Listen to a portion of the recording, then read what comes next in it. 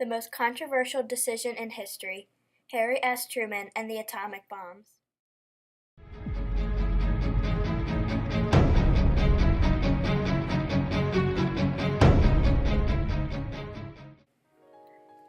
Even though Harry S. Truman ordered the atomic bombings of Hiroshima and Nagasaki in 1945, forcing the Japanese to surrender and ending World War II, it wasn't until 1968 that the United States signed a treaty with several other nations against the use of nuclear weapons.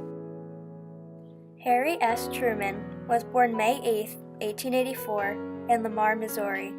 He grew up on a farm with his mother, Martha Truman, and his father, John Truman.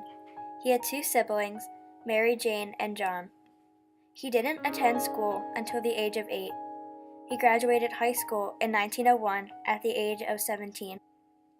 After high school, Truman did not attend college, but worked a variety of jobs, including a timekeeper for a railroad company and a series of clerical jobs.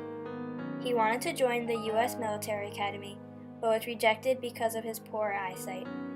He served in the Missouri Army National Guard from 1905 to 1911.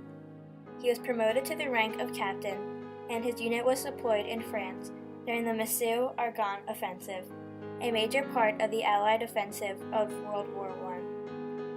After knowing his wife, Bess Truman, since they were children attending the same school in Independence, Missouri, they got married on June 28, 1919. Truman and his wife had one daughter, Margaret Truman, on February 17, 1924, in Independence, Missouri.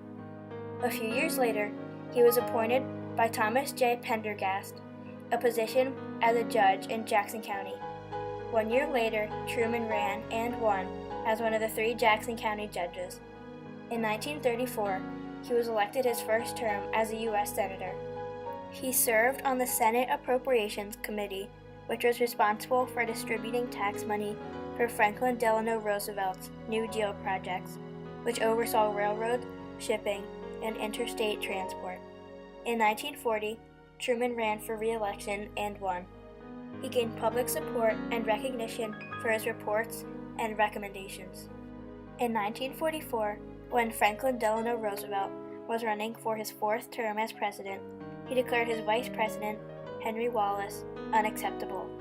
Truman's popularity and reputation as a responsible man and defender of the citizens' rights made him a possible choice.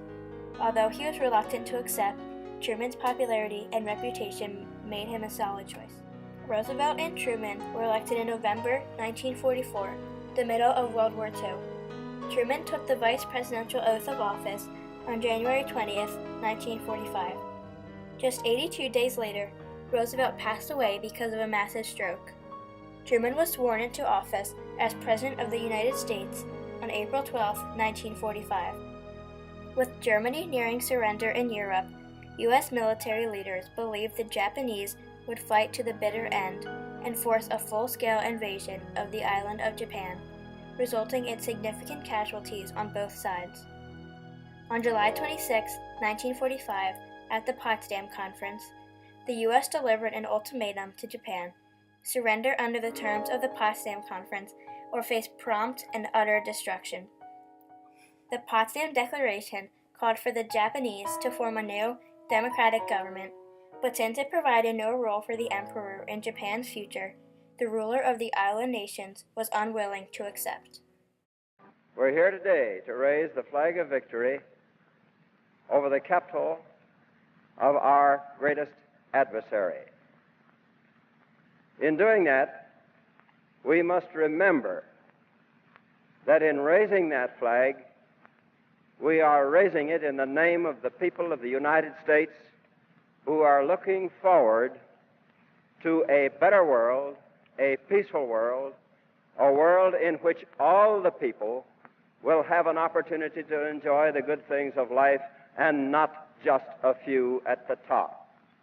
We want to see the time come when we can do the things in peace that we have been able to do in war. If we can put this tremendous machine of ours, which has made this victory possible, to work for peace, we can look forward to the greatest age in the history of mankind.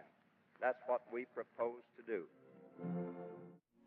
Known as the Manhattan Project, the American-led effort to develop a functional atomic weapon during World War II began in response to fears that German scientists had been working on a nuclear weapon since the 1930s. Thousands of hours of research and development, as well as billions of dollars from the US, the UK, and Canada, had contributed to its production. It was created to kill on a massive scale. In mid-July, President Harry Truman was notified that there was a successful test of the atomic bomb. As president, it was Truman's decision if the weapon would be used with the goal to end the war. President Truman had 4 options: conventional bombing on Japanese home islands, invade Japan, demonstrate bomb on an unpopulated island, or to drop the bomb on an inhabited Japanese city. The decision to use a weapon of such mass destruction could not have been an easy one. Although several options were considered because the United States was weary of the war and the hated Japanese enemy gave no sign of surrendering, President Truman's decision was clear-cut.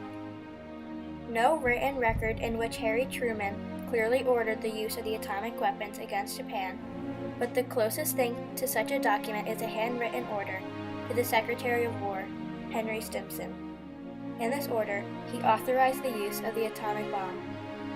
It was written on July 31st, 1945 at the Potsdam Conference.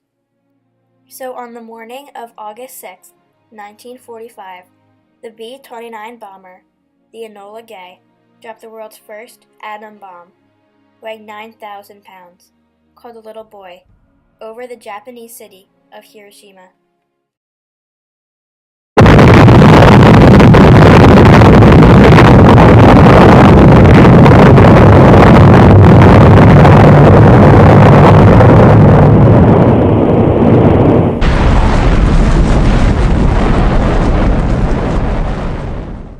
The temperature in Japan that day near the blast site reached 5,400 degrees Fahrenheit.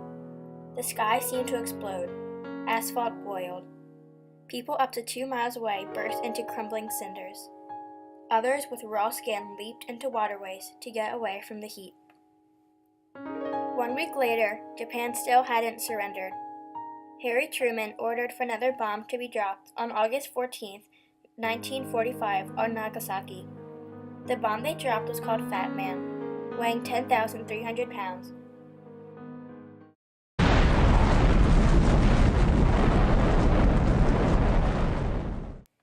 It caused Japan to surrender on September 2, 1945 from World War II. The deadliest conflict in human history, with between 50 and 80 million deaths, was finally over. The bombing killed 39 to 80,000 people in Nagasaki. A few years later, the United Nations wrote a treaty, the Nuclear Non-Proliferation Treaty, against the use of nuclear weapons. In 1968, the U.S., under leadership of Lyndon B. Johnson, signed the treaty, along with 190 other nations. To this day, there have been no nuclear weapons directly dropped on countries. However, several countries have tested them. There was one building still standing in Hiroshima after the bombing. It is known as the Hiroshima Peace Memorial, called the Genbaku Dome. This building expresses the hope for world peace and the ultimate elimination for all nuclear weapons.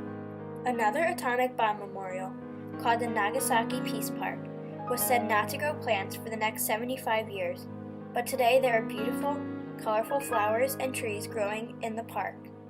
It was established in 1955, near the center of the explosion. Despite the fact that 190 nations have signed the Nuclear Non-Proliferation Treaty, there are still threats of nuclear war today. The massive destruction, contamination, and human suffering from the attacks on Hiroshima and Nagasaki have been credited for steering away nuclear war for nearly 3/4 of a century. Since 1945, the United States, Russia, United Kingdom, France, China, India, Pakistan, and North Korea have collectively conducted approximately 2,000 nuclear weapon tests. Many believe that until there is a world without war, there will never be a world without nuclear weapons.